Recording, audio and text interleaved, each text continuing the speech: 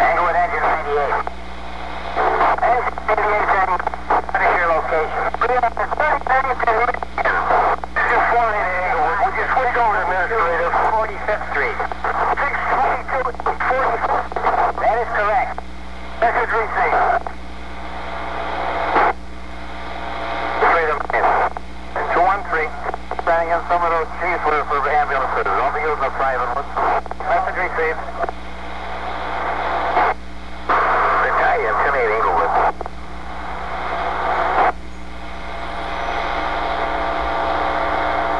10-8 Englewood.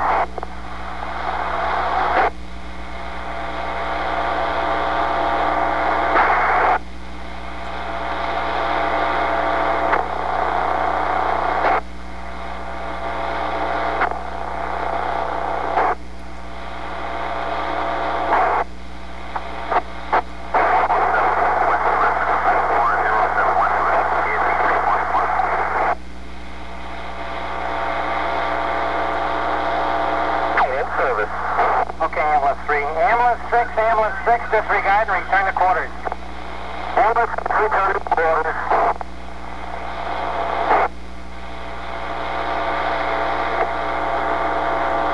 In service, return to quarters. Okay, ambulance 22.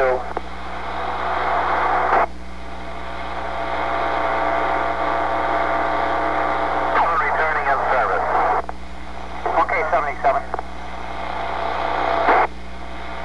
Englewood to all ambulance handling, fire department personnel, report at your hospital destination.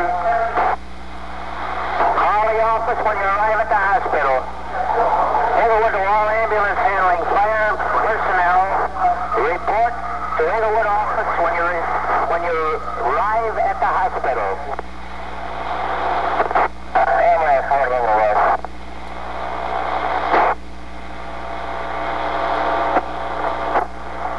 Battalion 2. Heading to the main. Battalion 2, you respond to the 511 alarm fire as an ambulance. Received.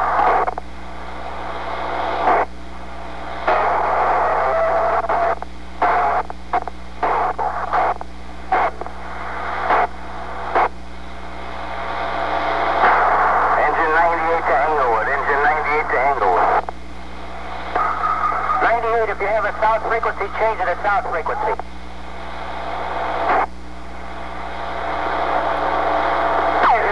98 to Englewood.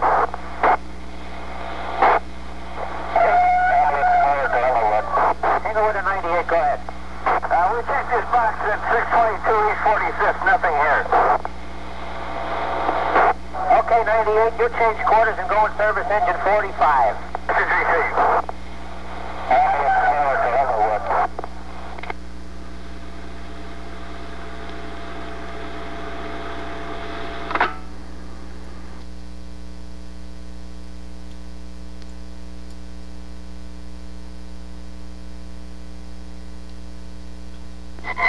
Within minutes, extra alarms were sounded. A series of explosions were heard.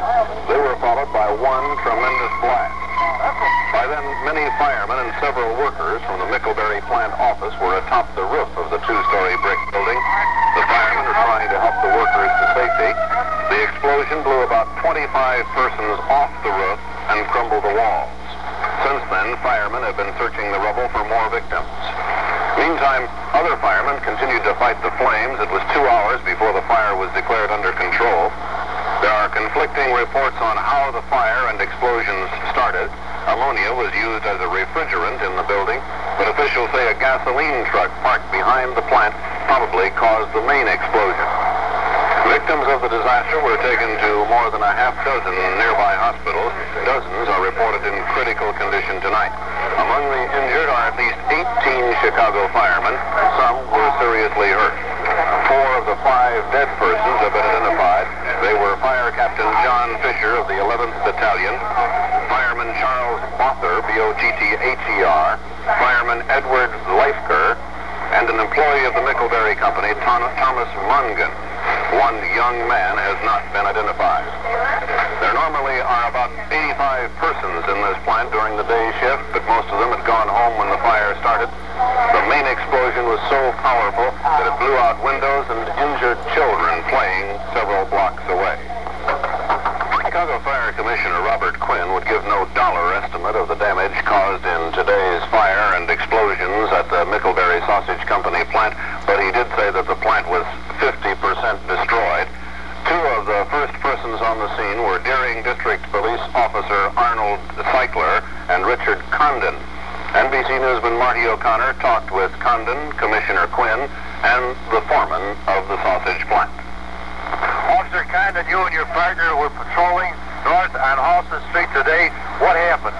Oh, about 19 minutes after 4, we seen a big cloud of smoke and a man running down the street, and he stated that his gasoline truck was on fire. He hit something back in the alley there, and it caught fire.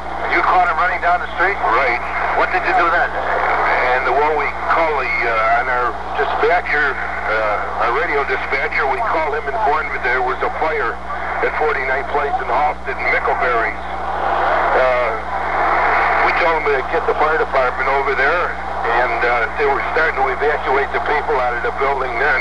To start directing traffic? We were directing traffic right here at 49th Place in Halsted.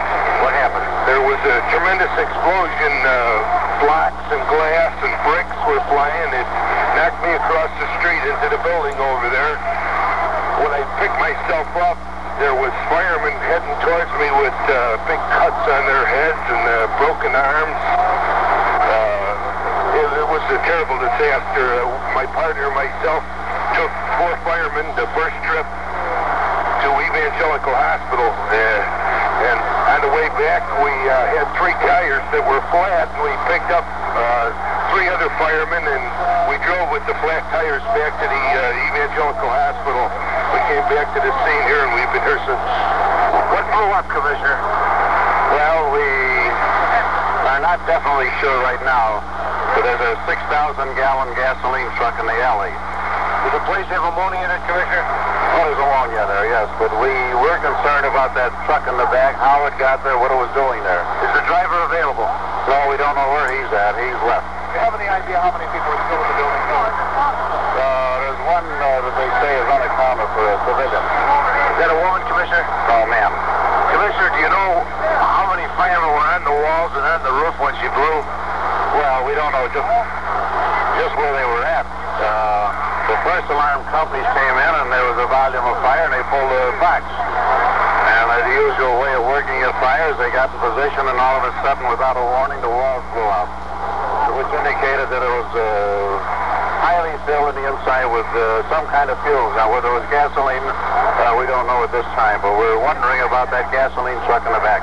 Was the shift going off duty? The last part of the day shift was going off duty. We, of course, maintain a very small night shift, mainly for cleanup. And these people were all in the building at the time. Most of them are definitely accounted for now. What do you have in that building that could cause an explosion? Do you have any ammonia in there? We use ammonia for refrigeration. Do you have any gasoline? No. Could it have been an ammonia explosion? I don't know. I wouldn't speculate. Many children were playing near the sausage plant when the fire and explosions occurred. Some of them were thrown across the street. So were some of the firemen, as we heard earlier. NBC Newsman Ted Albert went to Evangelical Hospital, where he talked with 2 of the victims, a fireman and an unidentified youngster. I tell us what happened as we got to that. I don't have the slightest idea. I told us on the flank. I don't remember a thing. I don't even remember leaving the firehouse. I don't even remember being on the snorkel. Or I don't know what I was on. Somewhere I was told I was on the snorkel. And then there was an explosion? I don't remember it. It's just kind of blank. While I was standing on the corner watching the fire, then all of a sudden the place exploded and I hit the ground and just covered my head in that, and bricks and that just bounced off and all that. And then all of a sudden there was a man standing next to me. I saw a big old brick hit him in the head. And then in a matter of seconds it was over, and that was it. Then my brother got hurt. It's just sickening, that's all. And then there was this man that saved my little brother. I don't don't know his name, but I like to thank him. Rex